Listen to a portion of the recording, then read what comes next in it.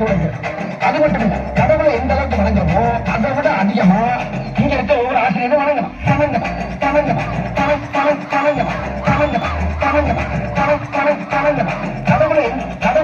கடவுளை எந்த அளவுக்கு வணங்குறோமோ அதை விட அதிகமா இங்க இருக்க ஒவ்வொரு